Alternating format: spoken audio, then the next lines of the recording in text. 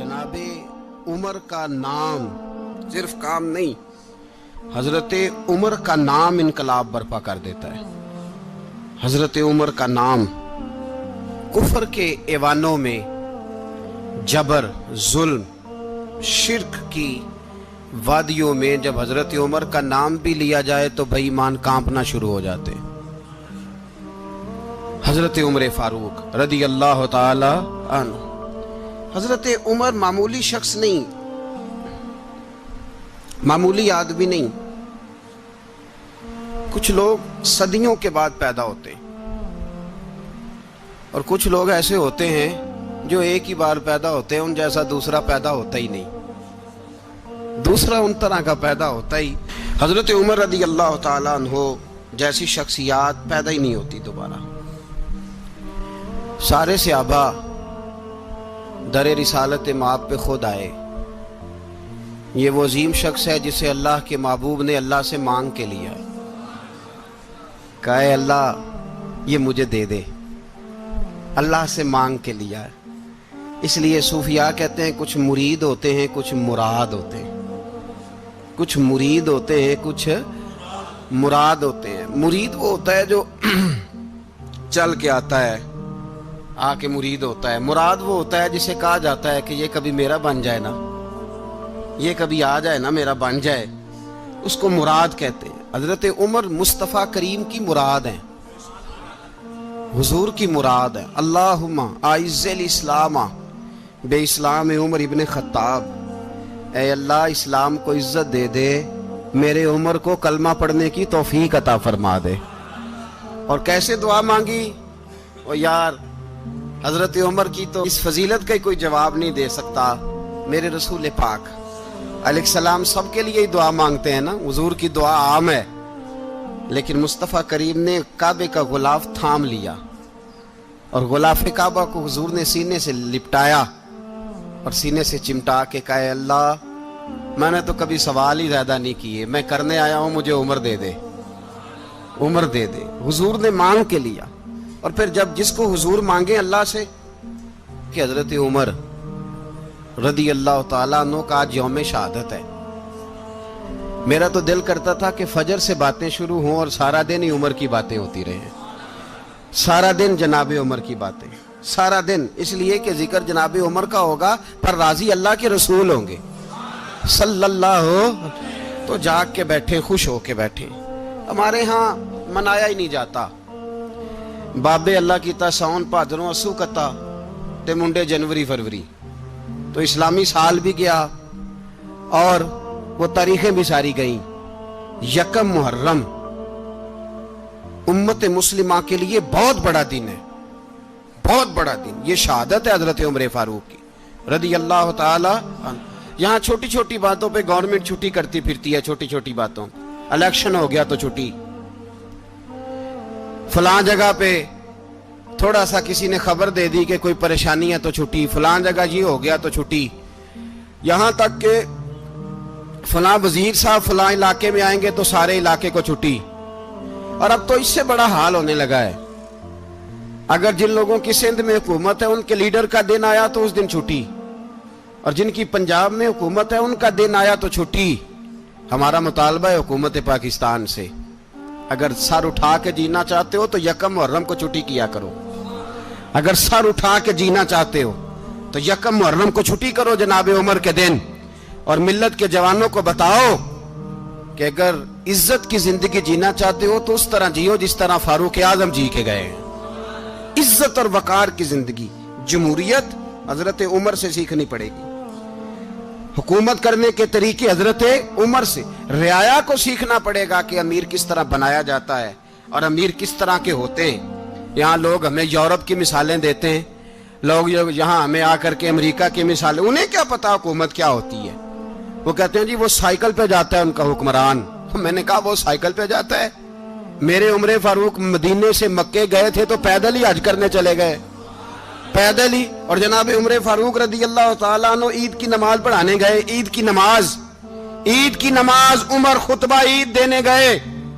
और इस जमाने में कौन सा गरीब है जो नंगे पांव जाता हो? کون سا غریب ہے جو مسجد ننگے پاؤں جاتا ہو؟ لوگوں نے تو 3 قسم کی چپلیں رکھی ہوئی ہیں، ایک مسجد جانے کی علیحدہ ہے، گھر پہننے کی علیحدہ ہے، شادی بیاہ پہ جانے کی چپل علیحدہ ہے۔ حضرت عمر فاروق رضی اللہ تعالیٰ عنہ نکلے عید کا خطبہ دینے کے لیے، تو بیوی سے کہنے لگے جوتا، اس نے کہا صاحب اتنی دفعہ ٹوٹا ہے اب گانٹھا نہیں جا سکتا، اتنی دفعہ ٹوٹا ہے کہ اب دوبارہ پیمند نہیں لگ سکتے۔ تو حضرت عمر کہنے لگے چل کوئی حرج نہیں، بغیر جوتے کے ننگے پیر ہی چلتے ہیں، کوئی حرج نہیں۔ تو کہنے لگے لوگ کیا کہیں گے؟ فرمایا چپ کر، لوگ جس دن عمر نے یہ دیکھ لیا نا لوگ اس کے بارے میں کیا کہتے ہیں، اس دن عمر عمر نہیں رہے گا۔ تو کہا پھر آپ کا نظریہ کیا ہے؟ فرمایا میرا نظریہ یہ ہے کہ رب رسول میرے بارے میں کیا کہتے ہیں، لوگوں کا کیا ہے؟ لوگ کل کسی کے بارے میں کچھ کہتے ہیں اور پرسوں کچھ کہتے ہیں، میرا نظریہ یہ ہے کہ رب رسول میرے بارے میں ننگے پیر عمر جا رہے ہیں۔ کون جی؟ میں بڑا ماڑا۔ اچھا جناب، کیا کیا غربت ہے؟ 10 قسم کے جوڑے لٹکے ہوئے ہیں کمرے میں، اور پہننے کی فرصت نہیں، سویرے کیا پہننا ہے، شام کیا پہننا ہے، 15 سوٹ کٹھے استری ہو کے لانڈری والا بھیج رہا ہے، اور تو غریب ہے، تو بہت بڑا غریب ہے۔ اس لیے کہ غربت پیسوں کی وجہ سے نہیں ہوتی، غربت تو دل کی ہوتی ہے۔ تو واقعی بڑا غریب ہے اور تو غریب ہی رہے گا۔ امیر تو عمر فاروق تھے، عمر فاروق تھے جو ننگے پاؤں چلے گئے عید کی نماز پڑھانے، تو رستے میں جو ملا کہنے لگا عمر جوتا تو پہن لو۔ فرمایا تمہیں عمر کا جوتا نہ پہننے کا نقص تو نظر آیا ہے، کوئی حرج نہیں، اگر عمر کو کبھی بتانا ہوا تو وہ والا نقص بتانا جو عمر کی سیرت میں پیدا ہو، کردار میں پیدا ہو، وہ والا نقص بتانا، یہ چھوڑو جوتے آتے جاتے رہتے۔ ننگے پاؤں گئے، پاؤں دھوئے، نماز پڑھائی، لوٹ آئے۔ او بھائی یہاں تو ہمارا بناؤ سنگار اترنا، جتنی توجہ کپڑوں کی طرف ہے اتنی توجہ کبھی ہماری علم کی طرف ہوتی نا، جتنا ذوق شوق ہمارا بناؤ سنگار کی جانب ہے، اتنا بناؤ سنگار کبھی ہمارا اخلاقیات کی جانب ہوتا تو معاملات بڑی حد تک سنورے ہوئے ہوتے۔ حضرت سیدنا فاروق اعظم رضی اللہ تعالی اپنی زندگی کو ترتیب دیا، ایک دن بھی خلافت نہیں مانگی اللہ سے۔ حضرت عوف بن مالک اشجعی ایک صحابی ہیں، حضرت عوف بن مالک رضی اللہ تعالیٰ عنہ فرماتے ہیں کہ جناب ابو بکر صدیق کا زمانہ تھا تو میں نے خواب دیکھا، میں نے خواب میں جناب عمر کو دیکھا، اور میں نے دیکھا کہ کوئی کہنے والا کہہ رہا ہے کہ عمر وہ ہے کہ اللہ کے رستے میں کوئی اسے جتنا مرضی برا بھلا کہے یہ پرواہ نہیں کرتا۔ کس کے رستے میں؟ بولے سارے۔ اس کا مطلب ہے اللہ کے رستے میں لوگ برا بھلا بھی، قرآن مجید نے کہا وَلَا يَخَافُونَ لَوْمَةَ لَائِمٍ، کچھ لوگ ایسے ہیں جو برا بھلا کہنے والوں کی پرواہ نہیں کرتے۔ آپ یقین کریں اگر پرواہ شروع ہو جائے نا تو دین کا کام ختم ہو جائے، نہ کوئی تقریر کرے، نہ کوئی تدریس کرے، نہ کوئی پیری مریدی کرے، ختم ہو جائے اگر باتوں کی پرواہ ہو۔ لیکن وہ پرواہ، حضرت عوف بن مالک اشجعی کہتے ہیں میں نے خواب میں دیکھا کہ عمر وہ ہے جو کسی کی پرواہ، اور دوسری بات میں نے یہ دیکھی کہ عمر خلیفہ بنے گا، اور تیسری بات میں نے خواب میں یہ دیکھی کہ عمر شہید بھی کیا جائے گا، عمر شہید بھی ہوگا۔ یہ میں نے 3 باتیں خواب میں دیکھی۔ فرماتے ہیں میں نے آ کے خواب حضرت ابو بکر صدیق کو سنائی، وہ خلیفہ تھے، وہ کہنے لگے ٹھہر جا میں عمر کو بلاتا ہوں، اس کے سامنے دوبارہ سنانا، اس کے سامنے۔ فرماتے ہیں میں نے بلایا حضرت عمر فاروق کو، آ کے بیٹھے، خواب شروع ہوا۔ کہا ایک بات تو میں نے یہ دیکھی کہ آپ ملامت کرنے والے کی پرواہ نہیں کرتے، دوسرا آپ خلیفہ بنے گے۔ جناب عمر کہنے لگے چپ کر، ابو بکر کے سامنے ہی کہہ رہا ہے، چپ کر، خلیفہ کے سامنے ہی کہہ رہا ہے۔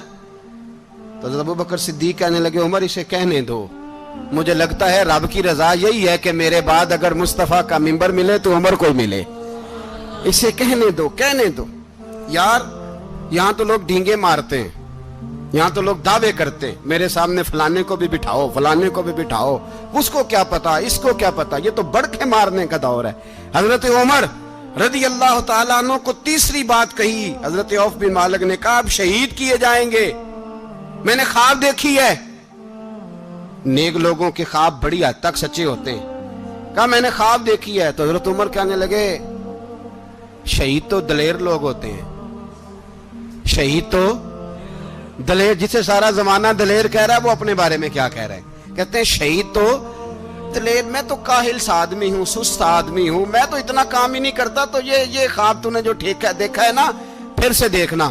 تو ابو بکر صدیق فرمانے لگے عاجزی نہ کر، انکساری نہ کر، تو جو کہہ رہا ہے ٹھیک کہہ رہا ہے، لیکن مجھے سن کے شکر بھی ہوا ہے اور افسوس بھی ہوا ہے۔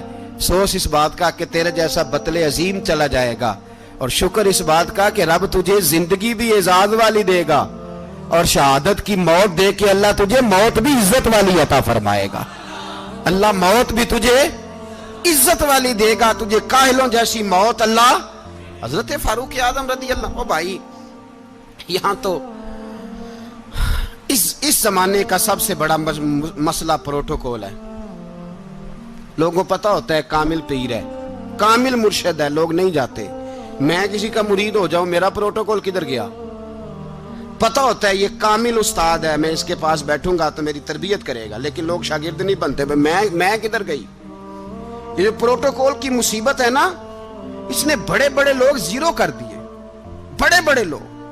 اور یہ مت سمجھے کہ آپ کا وزیر اعظم پروٹوکول لیتا ہے یا آپ کا صدر پروٹوکول، وزراء، ایسی کوئی بات نہیں۔ ہم چھوٹے طبقے سے لے کر بڑے سارے پروٹوکول کے قائل ہیں۔ ہمارا تو داماد بھی کہتا ہے کہ مجھے پوچھا نہیں میں تمہارے گھر کیوں آؤں۔ ہمارا تو بھائی ہر شخص اعلان کرتا ہے پروٹوکول کا، فلانے نے عزت نہیں دی تو واپس آ جاؤ، فلانے نے سلوٹ نہیں کیا تو واپس آ جاؤ۔ لوگ جہاں سلوٹ کرنا چاہیے وہاں بھی سلوٹ کرانے کے قائل ہیں۔ پر حضرت عمر رضی اللہ تعالی، حضرت عمر کی سادگی اور پھر جناب عمر کی عاجزی، جب انسان اپنے اوپر سوار کر لیتا ہے نا، سوار کر لیتا ہے، میں بدکار پرانا خادم، کسے در ملی نٹ ہوئی، تے واصف یار نے نظر جو کی تھی تے واصف ہی ہو۔ میں اکثر سوچتا ہوں حضور نے جہاں بھی کہا نا، فرمایا میرے بعد نبی ہوتے تو خطاب کے بیٹے عمر ہوتے۔ حضور نے فرمایا عمر جس رستے سے جاتا ہے شیطان وہ رستہ بدل جاتا ہے۔ نبی پاک صلی اللہ علیہ وسلم نے فرمایا میرا عمر وہ ہے کہ اس کی زبان پر حق جاری ہے۔ حضور علیہ السلام نے فرمایا 950 سال حضرت جبریل میرے عمر کی شان بیان کریں تو ان کی عظمت ختم نہیں ہوتی۔ 950 سال جبریل عظمت بیان کرے تو ختم نہیں ہوتی۔ یہ بات ہے حضرت عمر کی، اور فرمایا عمر ابو بکر کی نیکیوں میں سے ایک نیکی ہے۔ یہ شان ہے اب عمر فاروق رضی اللہ تعالیٰ عنہ کی۔ حضور نے فرمایا میرے بعد نبی ہوتے تو عمر ہوتے، جس گلی سے عمر آئے شیطان رستہ بدل جائے۔ میرے عمر فاروق کی شان 950 سال بیان ہو تو ختم نہ ہو۔ عمر کی زبان پر اللہ حق بیان کرتا ہے، جو عمر کہتا ہے وہی رب کر دیتا ہے۔ حضور ساری زندگی فضیلتیں بیان کرتے رہے، عمر جواب میں کیا کہتے ہیں؟ کوئی بتائے نا کہ یہ والی حدیثیں کبھی عمر نے بھی روایت کی ہوں کہ حضور نے میرے بارے میں یہ کہا ہے۔ یہ روایتیں وہ روایت نہیں کرتے، ان سے جب لوگ کہتے عمر تیری بڑی بات ہے تو عمر رو پڑتے، کہتے میں تو اونٹ چرانے والے باپ کا بیٹا ہوں، میں تو اونٹ چرانے والے باپ کا بیٹا، اونٹ چرا۔ اس سے آگے عمر گئے ہی نہیں ساری زندگی، اس سے آگے لفظ ہی نہیں ادا کی۔ اور میں تو بھائی اونٹ چرانے والا، میرا باپ تو اونٹ چرایا کرتا تھا، 10 اونٹ تھے، میری ڈیوٹی ہوتی تھی، سنبھالے نہیں جاتے تھے، ابا ڈنڈوں سے مارتا تھا۔ ساری زندگی عمر حج کرنے گئے، ایک خشک تنا کھجور کا عمر فاروق رضی اللہ تعالیٰ عنہ نے اس کو اپنے کلاوے میں لیا، رونے لگے۔ لوگوں نے کہا عمر کیا ہوا؟ فرمانے لگے یہاں میں اونٹ چرایا کرتا تھا، یہاں میں اونٹ چراتا تھا، 10 اونٹ سنبھالے نہیں جاتے تھے۔ دیکھو رسول اللہ کی شان، آج ساری امت چلانے کا طریقہ عطا فرما دیا ہے، ساری نظریے سے پیار۔ یار پیسہ کس کو برا لگتا ہے؟ آپ جس آدمی کی 50 کروڑ کی پراپرٹی ہے اس کو پوچھیں سب سے غریب، آپ کو وہی نظر آئے گا۔ وہ کہے گا میں ٹائٹ ہوں، حالات بڑے۔ میں کئی باری پوچھے انہوں نے، میں کہتا ترجمہ بھی 10 چھڑو کی، ہمیں تو سمجھ نہیں آتی، اور ٹائٹ حالات کون سے ہوتے ہیں جی؟ جس آدمی کا کروڑوں میں کاروبار ہے نا، اس کو آپ چھیڑے وہ رونے لگ جائے گا، رونے۔ تو کئی میں نے ایسے دیکھے ہیں کرائے کا مکان ہے، ان سے پوچھے صاحب کیا حال ہے، تو کہتے ہیں جتنی اللہ نے شان والی زندگی ہمیں عطا کی ہے کسی کو نہیں دی ہوئی۔ اس کا مطلب ہے خوشی بھی یہی ہے اور غم بھی یہی ہے، اندر سے خوشی ہے، اندر سے ہی۔ تو نے اگر راضی رہنا ہے تو ادھر سے رہنا ہے، ناراض رہنا ہے تو بس اپنے آپ کو خوش رکھے گا تو ہو جائے گا۔ سارے صحابہ مل کے آئے، کہنے لگے عمر فاروق سے کہنا ہے نبی پاک کے زمانے میں تو ظاہراً غربت تھی، ابو بکر کے دور میں بھی غربت تھی، اب تو بڑا مال ہے، عمر سے سفارش کرو کہ عمر نیا کرتا پہنا کرے۔ ملکوں کے سفیر آتے، عمر وہی پھٹی پرانی چادر اوڑھ کے اور وہی کئی جگہ پہ پیوند لگے سوٹ پہن کے سفیروں کے سامنے بیٹھ جاتا ہے۔ عمر کو مشورہ دو، طے ہو گئی بات۔ سب نے جب مشورہ دے لیا تو سارے کہنے لگے یہ بتاؤ شیر کی مونچھ کو ہاتھ کون لگائے گا؟ کہنا کس نے ہے؟ بندہ بھی تو ڈھونڈو نا۔ نے کہا جناب میرا یہ خیال ہے کہ مولا علی شیر خدا کہیں گے، کیونکہ جس شخص کی عمر کو سب سے زیادہ حیا کرتے دیکھا وہ شیر خدا مولا علی ہے رضی اللہ تعالی علی کہیں گے، اس لیے کہ جناب علی تو کئی دفعہ جب گفتگو کرتے تھے تو حضرت عمر چپ کر جاتے تھے اور فرماتے تھے علی نہ ہوتا تو میں ہلاک ہو جاتا۔ تو کہا علی سے کہو۔ جناب علی شیر خدا کو بلایا، کس کام کے لیے؟ جی اللہ اکبر۔ یہ ذرا آپ نے اس دور پہ اس بات کو ذرا کہا جناب ان سے کہیں کہ زیادہ نہیں، ایک کرتا نیا پہن لے، سفیر آتے ہیں وزیر آتے ہیں تو ایک کرتا نیا پہن لے۔ حضرت علی کو بلایا، آپ فرمانے لگے کوئی اور بات ہوتی تو میں کہہ دیتا، یہ والی میں نہیں کہہ سکتا، کوئی اور ہوتی تو میں عمر کو کئی دفعہ کہہ دیتا ہوں، جلال میں بھی تو سن، یہ والی میں نہیں کہہ سکتا، میں تمہیں ایک مشورہ دیتا ہوں۔ کہا وہ کیا؟ کہنے لگے سید عائشہ صدیقہ سے کہو، وہ مومنوں کی ماں ہیں، عمر ٹالے گا نہیں۔ اماں جی سے جا کے کہا اماں جی نیا کرتا عمر سے کہیں پہن لیں، وزیر آتے ہیں بڑے بڑے لوگ تو چلو کوئی حرج نہیں۔ اماں جی نے کہا اچھا کوئی بات نہیں میں بلا لیتی ہوں۔ جناب عائشہ نے پیغام بھیجا، جب خادم نے کہا نا مصطفیٰ کے گھر سے پیغام آیا ہے تو 20 لوگ بیٹھے تھے، عمر کانپتے ہوئے اٹھے، کانپتے دوڑے۔ حضرت عائشہ پردے میں تھی تو فرماتی ہیں عمر اتحیات کی حالت میں بیٹھ گئے۔ کہا اماں جی دیر تو نہیں ہو گئی مجھے آنے میں؟ کہا نہیں ٹائم پہ آ گئے ہو۔ کس لیے بلایا تھا؟ کہا عمر دیکھو غربت کے معاملات اور ہوتے ہیں، جب اللہ آسانی دے تو کوئی چیز استعمال کرنا حرام نہیں ہوتی، اگر حرام ہے تو بتاؤ۔ کہا نہیں اماں جی حلال ہی ہے۔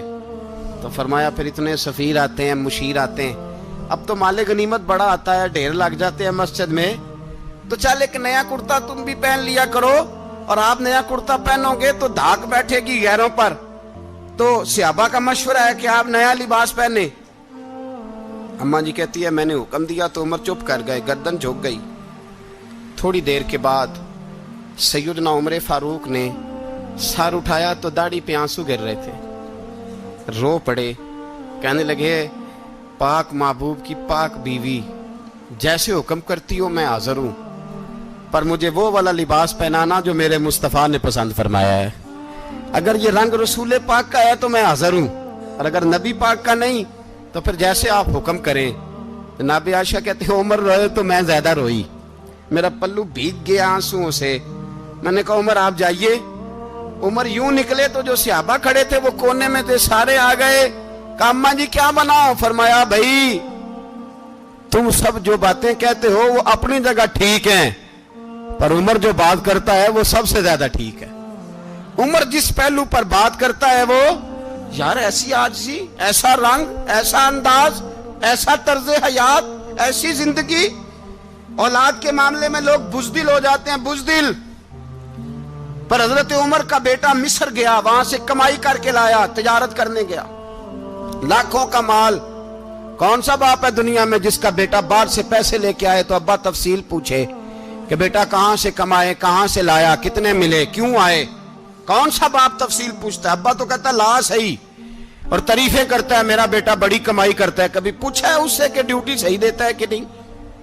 کبھی پوچھا ہے کہ تو ایمانداری کی روزی لاتا ہے کہ حرام کی کماتا ہے؟ یہ باپ کی ذمہ داری ہے، یہ اماں کی ذمہ داری ہے۔ پھر کہتا ہے بیماری کیسے آ گئی، پریشانی کیسے آ گئی؟ تو نے کبھی سوال کیا اپنی اولاد سے؟ حضرت عمر فاروق رضی اللہ تعالیٰ عنہ کا بیٹا مصر سے پیسے کما کے لایا تو جناب عمر نے بلایا، فرمایا بیٹے اتنی تو تیرے پاس راس ہی نہیں تھی، تھوڑے سے تو پیسے لے کے گیا تھا، اتنی کمائی کیسے ہو گئی؟ اتنے تو پیسے نہیں تھے صاحب، کہاں سے کمائی لائے؟ اس نے کہا ابا جی وہ جو میرے چچا ہے نا مصر کے گورنر، آپ کے دوست، انہوں نے میری مدد کی ہے. فرمایا جتنے لوگ گئے تھے سب کی ہے مدد اس نے؟ کہا نہیں صرف میری کی. فرمایا تیری کیوں کی؟ تیری کیوں کی؟ کہا حضور آپ کے دوست ہیں. فرمایا چپ کر حضور انہوں نے مجھے اتنے پیسے دیے, میں نے کاروبار میں ڈالے تو نفع آیا تو میں ان کی رقم دے کے. فرمایا خاموش ہو جا, باقی جتنے لوگ گئے تھے سب کی مدد کی اس نے؟ کہا نہیں حضور صرف میری کی. فرمایا اس نے تیری مدد نہیں کی, اس نے خلیفہ کے بیٹے کی مدد کی, اس لیے کہ وہ خلیفہ کو اپنے حق میں نرم کر سکے. فرمایا آدھا مال تیرا ہے, آدھا مال غنیمت کا ہے, مال خزانہ کا ہے, مسلمانوں کا ہے, اس لیے کہ تو جو وہاں سے مال کما کے لایا ہے وہ اپنے باپ کے خلیفہ ہونے کی وجہ سے کما کے لایا ہے, لہذا رکھ ادھر. یہاں کہتے ہیں کدھر سے آیا, کیسے آیا, کون سا حساب دیں, کیا کریں؟ او بھائی حضرت عمر رضی اللہ تعالیٰ عنہ کا اپنی اولاد کے بارے میں یہ رنگ ہے. ایک جنگ سے نا خوشبو آئی, خوشبو بڑی مہنگی ہوتی تھی, عرب میں خوشبو آج بھی بڑی مہنگی ہے, وہ زیادہ استعمال کرتے ہیں. میری باتوں کی سمجھ آ رہی ہے میرے بھائی؟ بڑی مہنگی خوشبو تھی. جب وہ خوشبو آئی تو حضرت عمر نے کہا, گھر میں پہلے پہنچی حضرت عمر کے, چونکہ زیادہ عورتیں استعمال کرتی تھی گھر کے اندر خوشبو, مرد بھی لگاتے تھے. حضرت عمر نے اپنی بیوی سے کہا, آپ کی زوجہ جو تھی وہ بڑی خوشبو کو پسند کرتی تھی. حضرت عمر نے اپنی زوجہ سے کہا کہ خوشبو لاؤ, میں نے ایک عورت کی ڈیوٹی لگائی ہے, وہ خوشبو تول کے نا تو حصہ برابر صحابہ میں بانٹ دے گی. تو آپ کی زوجہ کہنے لگی کسی بی بی کی ڈیوٹی لگانے کی کیا ضرورت تھی, میں جو موجود تھی میں بانٹ دیتی ہوں تول کے حصہ برابر. آپ نے فرمایا نہیں تو رہنے دے, اور فلانی بی بی بانٹے گی. کہا حضور میں نے بھی بانٹنی ہے, میرے پہ کچھ حق ہے؟ آپ نے فرمایا نہیں تو تفصیل نہ پوچھ, تو خوشبو دے دے, کوئی اور بانٹے گی. خاتون خانہ تھی نا, کہنے لگی نہیں مجھے بھی آج آپ کو بتانا ہی پڑے گا کہ کوئی جو بانٹ سکتی ہے تو میں کیوں نہیں بانٹ سکتی. زوجہ کہتی عمر نے بات کی تو میری چیخیں نکل گئی. حضرت عمر فرمانے لگے جب تو خوشبو بانٹے گی نا تیرے ہاتھوں کو بھی لگے گی, تیرے دوپٹوں کو بھی لگ جائے گی. اگر رب کریم نے مجھ سے سوال پوچھا کہ عمر خوشبو تو مسلمانوں کی تھی, تیری بیوی کے دوپٹے کو کیوں لگ گئی, تو میں اللہ کے حضور کیا جواب دوں گا؟ اگر اللہ نے یہ سوال کیا کہ تیری بیوی نے کیوں لگائی, وہ تو حصہ تھا مسلمانوں کا, تو تو نے تیری بیوی نے کیوں لگائی؟ تو فرمایا میں نہیں چاہتا کہ اللہ کے حضور مجھے اور تجھے باز پرس ہو, لہذا کسی اور کو بانٹنے دے. زوجہ روئی اور تڑپ کے کہنے لگی عمر مجھے لگتا ہے صبح قیامت بھی تیری بیوی ہونے کی وجہ سے اللہ مجھے جنت عطا فرما دے گا, تیری زوجہ ہونے کی برکت سے. بھائی یہ معیار رکھا, خدا کی قسم ایسا شخص تاریخ میں دوبارہ نہیں آیا. اتنا بڑا آدمی, اتنا بڑا شخص, اتنا بڑا آدمی, اور پھر رنگ یہ ہے کہ عمر 22 لاکھ مربع میل کا حکمران, 22 لاکھ, اور کھجور کے درخت کے نیچے مٹی کا ڈھیلا لے کے سو گئے ہیں, پرواہ کوئی نہیں, کوئی مسئلہ ہی نہیں. 2 غلام ساتھ بیٹھے تو ایک روٹی حضرت عمر نے گھر سے منگوائی, تھوڑا سا سرکہ, تو غلام کہنے لگے ہم نے بھی کھانی ہے. فرمایا کوئی حرج نہیں, روٹی کو پیٹ بھر کے کھانا ضروری تو نہیں, 3 حصوں میں بانٹ لیتے ہیں. ایک آدمی آیا ہوا تھا مصر کا رہنے والا ملنے کے لیے, اس نے پوچھا عمر کدھر ہیں, تو کہا وہ ادھر جاؤ مسجد میں بیٹھے ہوں گے. اور واپس آیا تو کہنے لگا وہاں تو 3 غلام بیٹھے ہیں, ایک روٹی بانٹ کے کھا رہے ہیں, لگتا ہے کئی دنوں سے روٹی نہیں ملی. کہا 3 غلام تو کوئی نہیں, وہاں 2 ہی تھے, تیسرے تو امیر المومنین تھے. اس نے کہا نہیں 3 غلام ہیں, کپڑے بھی ایک طرح کے پہنے ہوئے, بلکہ 2 کے تو پھر صحیح ہیں, تیسرے کے تو زیادہ ماڑے ہیں. کپڑے بھی ایک طرح کے, کھانا پینا بھی ایک طرح کا, اور ان کا نشست برخاست بھی ایک طرح کی ہے, لہذا کوئی فرق نہیں. حضرت ابو ہریرہ کہتے ہیں میں لے کے آیا, اور جناب عمر کو جب میں نے کچی زمین میں تامت سمیٹ بیٹھے دیکھا تو میں رو پڑا. میں نے اس مصر سے آنے والے کو کہا تو اس کے جلوے دیکھ, اگر اس کی ذات میں اتنا حسن ہے تو محمد عربی کا مقام کیا ہوگا. یہ مقام غور ہے, مقام غور. 10 محرم کو لوگ دیگے پکائیں گے نا, نہیں پکانی ہے, کوئی بول دے نہیں, ہاں نہ نہیں کر دے, پروگرام بدلیا تو نہیں دی عید کی کہ وہی کام شروع ہویا ہے لات ٹائٹ ہونے والا. کیوں جی, پکنی ہے نا دیکھیں 10 محرم کو انشاءاللہ تعالی, ہم بھی پکائیں گے انشاءاللہ, یہاں بھی پروگرام ہوگا. تو 10 محرم کو جو دیگ پکنی ہے تو ایسا نہیں ہو سکتا کہ 1 محرم کو حضرت عمر کے نام کی بھی کوئی پک جائے. اگر امام حسن حسین کے نام کی دیگیں پکے تو جو امام حسن حسین سے پیار کرنے والے ہیں، جو امام حسن حسین سے، ہم لوگوں نے بھی عجیب رٹا اپنایا ہے نا، ہم لوگ بات کا ایک پہلو دیکھتے ہیں دوسرا نہیں دیکھتے۔ حضرت امام حسن اور حسین کو بھی نبی پاک نے شہید کہا، اور جناب عمر کو بھی رسول اللہ نے خود شہید فرمایا، فرمایا شہید ہے، خود فرمایا اپنی زبان سے کہ یہ شہید ہے، خود میرا عمر شہید ہے۔ تو ان کے نام کی دیگ نہیں پکنی چاہیے، اس طرف نہیں ہماری توجہ ہونی چاہیے۔ اور اہل بیت نبوت، یہ بات میں پہلے بھی کرتا ہوں، آج پھر کرنا ضروری سمجھتا ہوں، اہل بیت کا پیار، سن لو کان کھول کے، اہل بیت کا پیار اگر ہمیں کسی نے سکھایا ہے تو سیدنا عمر فاروق نے سکھایا ہے۔ اہل بیت نبوت کی محبت اگر کسی نے سکھائی ہے تو کس نے سکھائی ہے؟ بول کے بتائیے، حضرت عمر نے۔ اہل بیت کا پیار ہمیں حضرت عمر نے بول کر کے سکھایا ہے۔ بھائی یاد رکھیں، کسی کی طاقت نہیں تھی دم مارنے کی حضرت عمر کے سامنے، طاقت ہی نہیں تھی، کیسر و کسرا کانپ جاتے تھے، جرأت ہی نہیں کرتے تھے حضرت۔ اور ہمارے تو تعلقات بڑے ہیں نا غیروں سے۔ حضرت ابو موسیٰ اشعری رضی اللہ تعالیٰ عنہ فرماتے ہیں میرا منشی سائی تھا، وہ کاتب کہتے تھے وہ لوگ، میرا حساب کتاب عیسائی تھا۔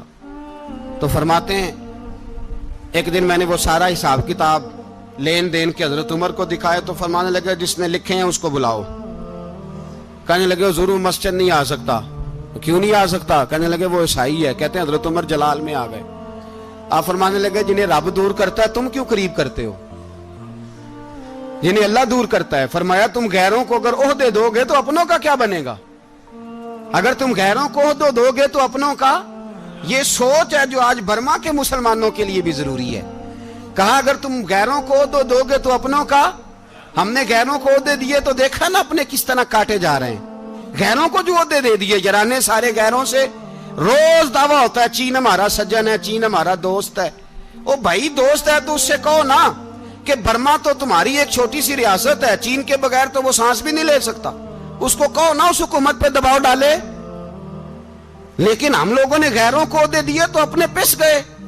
حضرت عمر کہتے تھے ذمی کا ہم ادب کریں گے، ذمی کافر کا ہم، ایسا کافر جو مسلمان ریاست کو قبول کرے، بدامنی نہ پھیلائے۔ ایک آدمی کو آپ نے دیکھا آنکھوں سے نابینا ہے اور بھیک مانگ رہا ہے، تو حضرت عمر کو نظر آ گیا، فرمایا کون ہو؟ اس نے کہا میں یہودی ہوں۔ فرمایا بھیک کیوں مانگتے ہو؟ کہا جب تک تندرست تھا مسلمانوں کو جزیہ دیتا تھا، بوڑھا ہو گیا ہوں کیا کروں؟ حضرت عمر نے گھوڑے کی پشت پہ بٹھایا، کافر کو گھوڑے کی پشت پہ بٹھایا اور بٹھا کے مدینے لائے۔ حضرت علی شیر خدا وزیر خزانہ تھے، فرمایا علی اس کا وظیفہ جاری کرو۔ کہا یہ کون ہے؟ فرمایا یہ یہودی ہے لیکن یہ ہمیں جزیہ دیتا رہا، بوڑھا ہو گیا بیچارہ، بھیک مانگنے پہ مجبور ہے، ہماری حکومت کے اندر رہتا ہے، اس کا پورا وظیفہ جتنا خرچہ اتنا وظیفہ لگاؤ۔ حضرت علی کہتے ہیں میں وظیفہ لگا رہا تھا اور وہ میرے نبی کا کلمہ پڑھ رہا تھا، وہ رسول اللہ کا کلمہ پڑھ رہا تھا۔ یہ مزاج، یہ نہیں کہ کافر۔ حضرت عمر نے گورنروں کو خط لکھے تھے کہ زبردستی کسی کو مسلمان نہیں کرنا، جہاں ان کی عبادت گاہیں بنی ہو گرانی نہیں، کوئی مندر کوئی گرجا ضائع نہیں کرنا۔ اسلام سب کو جینے کا موقع دیتا ہے، پر بے ایمانو ظالموں بدذاتوں تمہیں یہ کہتا ہے کہ ہم تمہیں جینے کا موقع دیتے، تم بھی مسلمانوں کو جینے کا موقع دو۔ یہ جہاں بستے ہیں جہاں رہتے ہیں انہیں وہاں جینے کا موقع دو، انہیں بھی اللہ اکبر کہنے کا موقع دو، انہیں بھی قرآن پڑھنے کا موقع دو، انہیں بھی رسول اللہ پر درود پڑھنے کا موقع دو۔ ہمارے ملک میں عیسائی اپنی مرضی سے کھلے عام تبلیغ کرتے ہیں، یہاں تو چینل چلائے ہیں عیسائیوں نے۔ کسی مذہبی جماعت نے کبھی جلوس نکالا ہے کہ عیسائیوں کا چینل بند کرو؟ بولے نکلا ہے کہ نہیں نکلا؟ کتنے ظلم کی بات ہے۔ ہم جب غیر کو اتنا تحفظ دیتے ہیں، اتنا تحفظ دیتے ہیں، ہم نے دیکھا ہے، مجھے بیسیوں لوگوں نے عید پہ ٹیلی فون کیے کہ عیسائیوں کو قربانی کا گوشت دے لیں، مجبور ہیں جی، دروازے پہ آ گئے ہیں، ہمارے کام کاج کرتے ہیں۔ بیسیوں لوگ، عام آدمی کے دل میں ان کا اتنا جذبہ ہے، وہ مسائل کا بیان کرنا ایک علیحدہ بات، لیکن ہمارے دل کافر کے حق میں بھی نرم ہو جاتے ہیں۔ تم کس قدر زیادہ بے ایمان ہو اور کفر کس قدر زیادہ ذلیل ہو گیا ہے کہ مسلمان کے حق میں نرم ہوتا ہی نہیں۔ اور اس سے بڑے ذلیل وہ ہیں جو ان ذلیلوں کے سپورٹر ہیں، وہ کسی عرب ملک کے حکمران ہو یا کسی اور جگہ کے، وہ بڑے ذلیل ہیں جو ان ذلیلوں کے سپورٹر ہیں، جو برما کی بچیوں کے قتل پر اپنی حکومتیں چمکا رہے ہیں، ने शर्म नहीं आती, इस कदर मुसलमान तड़पा है, लेकिन उन बेगैरतों को जरा होश नहीं आई। और ये उनके कमाश, उनके दलाल जो हर जगह उनकी सपोर्ट करके अपनी हुकूमतें कायम करते हैं, बेईमानों को पता नहीं कि कब इन पर अल्लाह का अजाब उतरेगा और किस तरह इनके परखशे उड़ेंगे। तुम्हें अपनी जिल्लत और रुसवाई नजर नहीं आ रही कि जमीन किस तरह तुम्हारे लिए तंग हो गई है? इससे ज्यादा और तुम्हारी रुसवाई क्या होगी? डरो अल्लाह से, और ये तो दुनिया का अजाब है। इन्ना बत्श रब्बिक लशदीद, मेरा रब कहता है क़यामत तो कायम होने दे। जितना सख्त तेरे रब की पकड़ है, इतनी किसी दूसरे की हो सकती, याद रखें। और थोड़ा एहतियात करें हम सब लोग भी, जो हम लोग आधी जुबान बोल के भी इनकी सपोर्ट करते। अब शर्म आनी चाहिए हमें इन हुकूमतों की सपोर्ट करते जो मुसलमानों की लाशों के ऊपर हुकूमतें कायम करते हैं, शर्म आनी चाहिए। बहरहाल बात दूर निकल जाएगी और मैं अपने मजमून पे रहता हूं। अहले बैत का प्यार अगर सिखाया है तो जनाब उमर ने सिखाया है, रदी अल्लाह ताला अन्हो। इमाम हसन मिलने, आप यकीन करें, मैं जब इस वाकया को पढ़ता हूं तो मेरा दिल झूम जाता है। मैं कहता हूं यार, डाटा होना अपनी जगह पे, इश्क होना अपनी जगह पे, इंसान का बावकार होना अपनी जगह। जहां खड़े होना था वहां ये खड़े होते थे, और जहां झुकना था वहां ये इन लोगों में, इकबाल ने कहा था, तेरी निगाह नाज से दोनों मुराद पा गए। अकले की याबो जुस्तजू, इश्के हुजूरो इस तरह। जहां अगर आया है सामने कैसरो किसरा, तो उमर जैसा दलेर कोई नहीं। अगर सामने आया ईरान का बादशाह, तो उमर जैसा तगड़ा कोई नहीं। अगर आया है सामने गुस्सान का बादशाह, तो उमर जैसा आदिल कोई नहीं। लेकिन अगर अली का बेटा आया है, अगर फातिमा के लाल पारे आए हैं, तो फिर फारूक आजम से जैसा मुहिब कोई नहीं, फिर उनसे जैसा प्यार करने वाला कोई नहीं। अंदर बैठे हैं जनाब उमर, अंदर तन्हाई में कुछ वजीरों से गुफ्तगू हो रही है, मीटिंगें जारी हैं। आपके बेटे मिलने आए जनाबे अब्दुल्ला इब्ने उमर, अब्बा जी मिलने आए। बात ठहरो, बात कर रहा हूं, कोई ना अंदर आए। साहबजादा बाहर खड़ा है। थोड़ी देर गुजरी तो इमाम हसन भी आ गए। कौन आए? आपको अजब मिलेगा इमाम साहब का नाम लेने से, वो सरदार हैं जन्नतियों। कौन आए? सारे बोलिए, इमाम हसन। तेरी नस्ल पाक में है बच्चा बच्चा नूर का, तू है ने नूर तेरा सब घराना। इमाम हसन आए तो हजरत अब्दुल्ला इब्ने उमर को दरवाजे पे खड़े देखा। कहा अमीरुल मोमिनीन कहाँ हैं? कहने लगे हजरत उमर के बेटे। कहने लगे वो अंदर बैठे, कुछ मीटिंग हो रही है, और उन्होंने कहा कोई अंदर ना आए, लेकिन आप जाना चाहें तो चले जाएं। आप जाना चाहें तो, तेरी नस्ल पाक में है बच्चा बच्चा नूर, आप जाना चाहें तो चले जाएं। तो उन्होंने कहा जब आप बाहर खड़े हैं तो मुझे कोई इतना जरूरी काम नहीं, और अभी जोर की नमाज थोड़ी देर में होगी, मैं मस्जिद में मिल लूंगा अमीरुल मोमिनीन से। ये बात कह के इमाम हसन चले गए। यार इतनी बड़ी बात नहीं थी, इतनी बड़ी बात नहीं थी। वो मेरे उस्तादों का बेटा भी आए तो कहा ठीक है जी, वो सोए हुए हैं, तो कोई गर्ज नहीं यार, मैं ठहर के आ जाऊंगा। कोई बड़ी बात नहीं थी, देखा जाए तो बड़ी बात नहीं थी, पर बात बहुत बड़ी थी, इसलिए कि ये खाली हसन नहीं, ये हसन इब्ने अली है, ये हजरत फातिमा के लख्ते जिगर। हजरत उमर बाहर निकले, अब्दुल्ला इब्ने उमर से पूछा कोई आया तो नहीं? तो कहा हुजूर इमाम हसन आए थे। तो कहा फिर शहजादे को अंदर क्यों नहीं भेजा? कहा मैंने कहा था। वो कहने लगे अगर अमीरुल मोमिनीन मसरूफ हैं तो मैं जोहर में मिल लूंगा। हजरत उमर रोने लगे। फरमाया बेटे तूने अच्छा नहीं किया।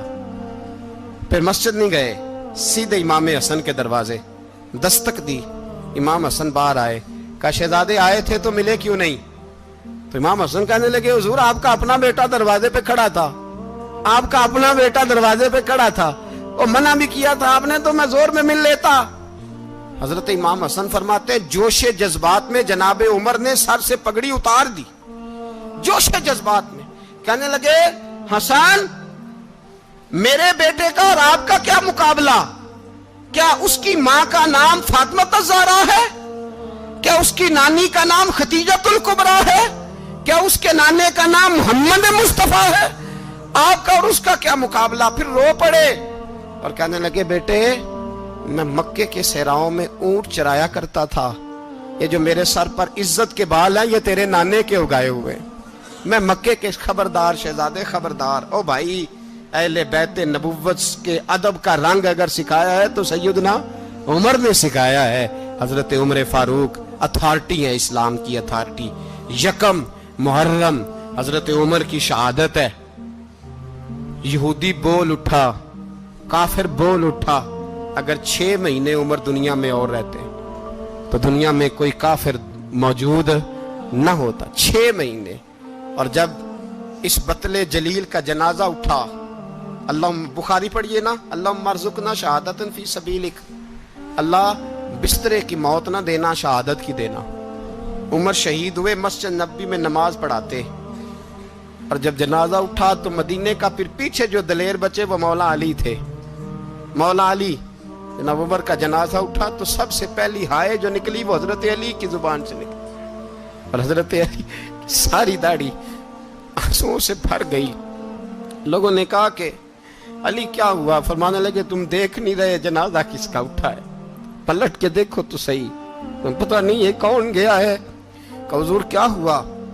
आप फरमाने लगे उमर इस तरह के काम करके गया है, अब इनके रस्तों पे कौन चलेगा, कौन इसके जिगर राहे वफा में।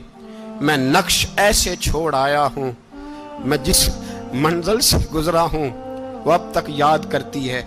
हजरत अली हजरत उमर के जनाजे पे खड़े होकर कहते हैं अल्लाह मुझे उस तरह के अमल करने की तौफीक दे जिस तरह की उमर करके गया। मेरे भाई, बतले अजीज, बतले हुर्रियत हजरत उमर रदी अल्लाह ताला अन्हो, जो अपनी जिंदगी इनकलाब वाली गुजार के गए। उमर जब दुनिया से गए तो 80 दिनार का कर्जा था। 22 लाख मुरब्बा मील का हुक्मरान। और अपने बेटे से कहने लगे बेटे कोशिश करना तेरे खानदान वाले मिलके मेरा कर्जा उतार दे, मेरी कब्र पे बोझ ना रहे, और अगर खानदान वाले मदद न करें तो मेरे दोस्तों से बात करना, वो मदद न करें तो फिर अली से बात करना। इनका प्यार आपस में इतना, और तू इख्तलाफ साबित कर रहा है। 80 दिनार का कर्जा छोड़कर हजरत उमर दुनिया से गए और जाती दफा कह गए मेरे बाद मेरे बच्चों को हुकूमत के मशवरे में भी शामिल ना करना, हुकूमत के मशवरे में भी मेरी औलाद शामिल ना हो। इतना बड़ा शख्स इतना बड़ा रंग दे के यकम मुहर्रम को जब उम्र फारूक का विसाल हुआ तो बेटे से कहने लगे अम्मा आयशा से जाके कहो मेरा भी नबी पाक के रोजे में दफन होने को दिल करता है। एक कब्र की जगह है अम्मा जी ने अपने लिए रखी है, बुखारी है बुखारी। हजरत आयशा के पास साहबजादे गए, कहने लगे अम्मा जी उमर को जख्म लग गया है, हालत बड़ी परेशानी वाली है। वो कहते हैं अगर अम्मा इजाजत दें। सैयद आयशा रो पड़ी, फरमाने लगी कि वो अपनी कब्र की जगह तो नहीं ना किसी को देता, पर उमर ने कमाल ही बड़ा किया। उसे कहो जाओ गुंबद खजरा में कयामत तक जो मुस्तफा पे और अबू बकर पे सलाम पड़ेगा वो तुझ पे भी सलाम पढ़ के जाएगा, जाओ मैंने जगह दी।